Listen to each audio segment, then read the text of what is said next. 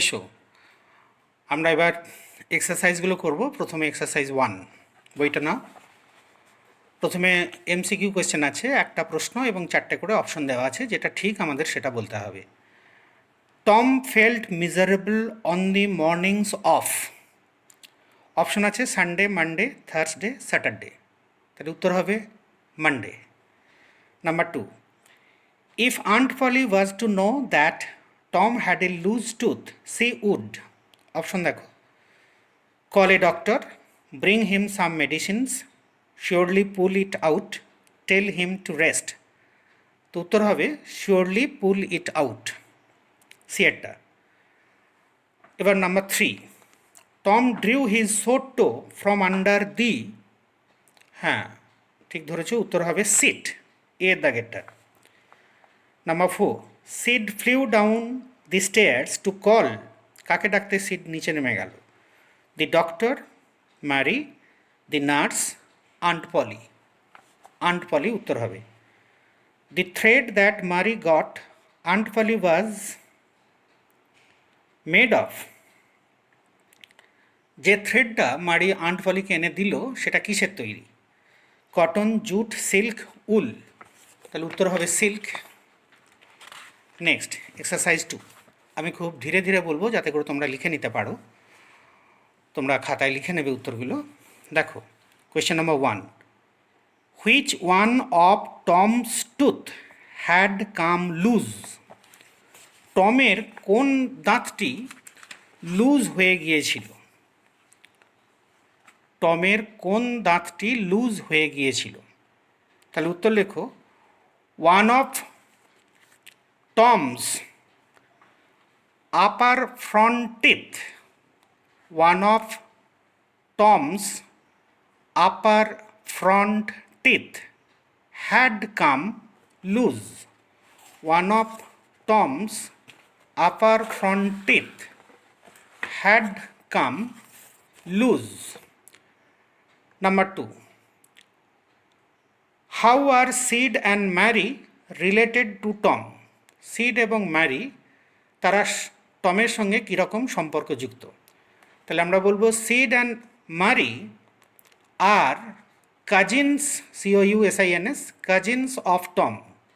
Seed and Mary are cousins of Tom. Number 3 দেখো, why did Tom ask Sid not to stir him. কেন Tom সিডকে বলল তাকে না নড়াতে? উত্তর বলবো, Tom asked Sid not to star him because that would kill him.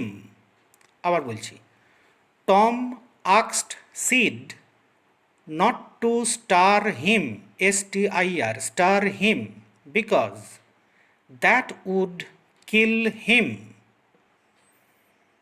পরের প্রশ্ন, why did Tom pretend his toe paining. কেন টম ভনিতা করল যে তার পায়ের আঙুলে যন্ত্রণা হচ্ছে? Tom pretended his toe paining because he wanted to stay home avoiding school and go fishing. আবার বলছি, Tom pretended his toe paining because he wanted to stay home, avoiding school and go fishing. ঠিক আছে, এবার আমরা পরের এক্সারসাইজগুলো চলে আসব, যেগুলো আমাদের 2 নম্বরের প্রশ্ন এবং অন্তত 15 থেকে 20টা ওয়ার্ডের মধ্যে উত্তর লিখতে হবে। দেখো, প্রথম প্রশ্নটি, what did Tom remember hearing from a doctor. Tom কি মনে করলো ডাক্তারের কাছ থেকে সে কি শুনেছে? আমরা টেক্সট বইয়ে পেয়েছি তার উত্তরটা, টেক্সট বই থেকে আমরা গুছিয়ে লিখব। Tom remembered hearing from a doctor. Tom remembered hearing from a doctor that a certain element, a certain CERTAIN ailment could lay up a patient for 3 days and make him lose a finger. পুরোটা একটানা বলছি। Tom remembered hearing from a doctor that a certain ailment could lay up a patient for 3 days and make him lose a finger. পরের প্রশ্নটি দেখো। How did Aunt Polly react to the news that Tom was dying? যখন সে শুনল খবরটা যে Tom বুঝি মরে যাবে, তখন আন্ট পলি কেমন রিয়্যাক্ট করেছিল? তাহলে প্রথম বলবো, when Aunt Polly heard that Tom was dying, initially he thought it a rubbish and she did not believe it. প্রথমে সে ভাবল যে এটা একটা রাবিশ এবং সে বিশ্বাস করল না। She immediately ran upstairs with Sid and Mary to see the condition of Tom. Seed এবং মারির সঙ্গে সে উঠে এলো ওপরে টমের অবস্থা দেখার জন্য। ওকে, পরের প্রশ্নটি দেখো। How was Tom's loose tooth taken out? এটা খুব পরিষ্কার উত্তর টেক্সট বইয়েই দেওয়া আছে, আমরা সেখান থেকেই লিখব। Aunt poly fastened one end of the silk thread. Aunt Polly fastened one end of the silk thread to Tom's tooth and the other end to the bedpost. Aunt Polly fastened, তিনি বাঁধলেন, one end of the silk threader একটা প্রান্ত, to Tom's tooth, টমের দাঁতে, and the other end to the bedpost.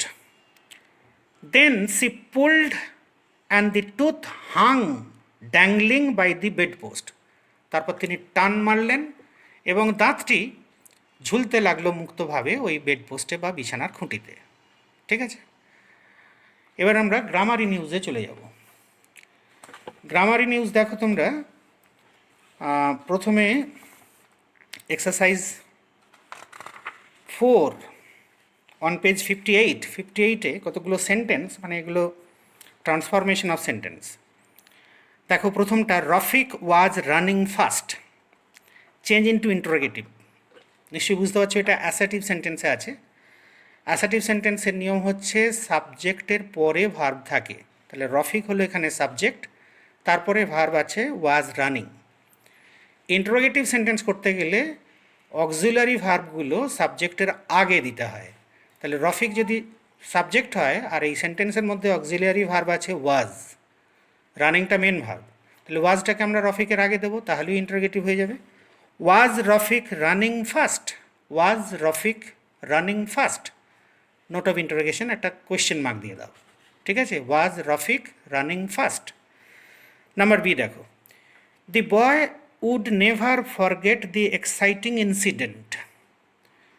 The boy would never forget the exciting incident, change into affirmative.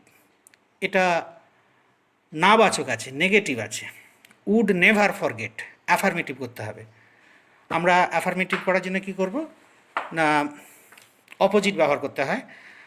এখানে never আছে, ওটাকে আমরা always করব, আর ফরগেটটাকে আমরা ফরগেটটা তার অপোজিট করলে রিমেম্বার করব। তাহলে কি হবে, the boy would always remember, the boy would always remember the exciting incident. ঠিক আছে, পরেরটি দেখো, we had a wonderful time last evening, change into an exclamatory sentence. Exclamatory sentence করতে হবে, তাহলে আমরা বলবো, what a wonderful time we had last evening. What a wonderful time we had last evening. পরেরটা দেখো, he loves to play football, interrogative করতে হবে, তাহলে একই রকম নিয়ম, does he love to play football, does he love to play football. এরপরেরটা দেখো, এটা খুব important, Rina tried all her plans, Rina তার সমস্ত পরিকল্পনা চেষ্টা করে দেখলো, এটাকে নেগেটিভ করতে হবে। এটা আমরা এইভাবে করব, রিনা লেফট নো প্ল্যানস আনট্রায়েড। রিনা লেফট নো প্ল্যানস আনট্রায়েড। পরেরটা দেখো, শাট দি ডোর রবিন। অ্যাসার্টিভ করতে হবে, এটা আমরা দুরকম করতে পারি। প্রথমত বলতে পারি রবিন ইউ আর আক্স টু শাট দি ডোর, এটা হতে পারে। নতুবা রবিন ইজ আক্সড টু শাট দি ডোর। ঠিক আছে, এরপর দেখো কতগুলো ফ্রেজাল ভার্বস রয়েছে, সেই ফ্রেজাল ভার্বসগুলো আমাদের ব্যবহার করতে হবে নিচে দাগ দেওয়া ভার্বগুলোতে। যেমন প্রথম ফ্রেজাল ভার্বসগুলো রয়েছে দেখো, লুক ইনটু মানে তদন্ত করা, মেক আউট মানে বুঝতে পারা, লুক ফর মানে খোঁজা, কাম রাউন্ড সেরে ওঠা আরোগ্য লাভ করা, গিভিন মানে বশ্যতা স্বীকার করা, কলাপ স্মৃতিচারণ করা কিংবা অতীত স্মৃতি মনে করা। প্রথমে দি এনিমি সারেন্ডার্ড, তাহলে এই সারেন্ডার্ডের জায়গায় আমরা করব গেভ ইন, যেহেতু সারেন্ডারটা পাস্ট টেন্স আছে, ফ্রেজাল ভাবটাও পাস্ট টেন্সে হবে গেভ ইন। তোমাদের জেনে রাখা দরকার যে সঠিক ফ্রেজাল ভাব চুজ করতে পারলে তুমি হাফ নম্বর পাবে, আর যদি ফ্রেজাল ভাবটা অ্যাপ্রোপ্রিয়েটলি তুমি ইউজ করতে পারো সঠিক টেন্স মেনটেন করে, তাহলে তুমি ফুল মার্কস পাবে। ঠিক আছে, তুমি সারেন্ডার্ডের জায়গায় যদি তুমি গিভ ইন লেখো, তাহলে ফ্রেজাল ভাবটা তুমি ঠিকঠাকই চুজ করেছো, তুমি হাফ পাবে, কারণ টেন্সটা তোমার মেনটেন হয়নি। সেই জন্য তোমাকে গেভ ইন বলতে হবে পাস্ট টেন্সে, তবেই তুমি ফুল 1 নম্বর যে থাকে ওটা 1 নম্বরটা পাবে। পরেরটা দেখো, দি চাইল্ড রিকভার্ড, রিকভার্ড মানে সেরে ওঠা, এটাও পাস্ট টেন্সে আছে, তাহলে কেম রাউন্ড বলতে হবে, কেম রাউন্ড। পরেরটা পুলিশ ইনভেস্টিগেটেড, এটাও দেখো পাস্ট টেন্সে। তিনি ইনভেস্টিগেটেড এখানে আছে লুক ইনটু, সেটা পাস্ট টেন্স করে করবো আমরা লুকড ইনটু। ঠিক আছে, পূজা কুড আন্ডারস্ট্যান্ড, আন্ডারস্ট্যান্ডটা কিন্তু প্রেজেন্ট টেন্স, তাহলে এর জন্য যে ফ্রেজাল ভাবটা আছে সেটা প্রেজেন্ট ফর্মেই হবে। আন্ডারস্ট্যান্ড মানে বুঝতে পারা, তাহলে হবে সেটা মেক আউট, বুঝতে পারা, মেক আউট, মেক আউটই থাকবে। The old man could not remember, রিমেম্বারটা দেখো প্রেজেন্ট টেন্সই আছে, তাহলে ফ্রেজাল ভাবটা প্রেজেন্ট টেন্সই থাকবে, তার মানে রিমেম্বারের জায়গায় আমরা লিখব কল আপ। ঠিক আছে, এরপর আমরা রাইটিং করব আমাদের পরের ক্লাসে। ঠিক আছে, ভালো থাকবে সবাই, এবং লকডাউনের নিয়মকানুন মেনে চলবে, বাড়ির বাইরে বেরোবে না, পরিষ্কার পরিচ্ছন্ন থাকবে, বারবার সাবান দিয়ে হাত ধোবে, বাবা মাকেও বলবে তারা একান্ত প্রয়োজন যদি না হয় তাহলে যেন বাইরে না যান। ঠিক আছে।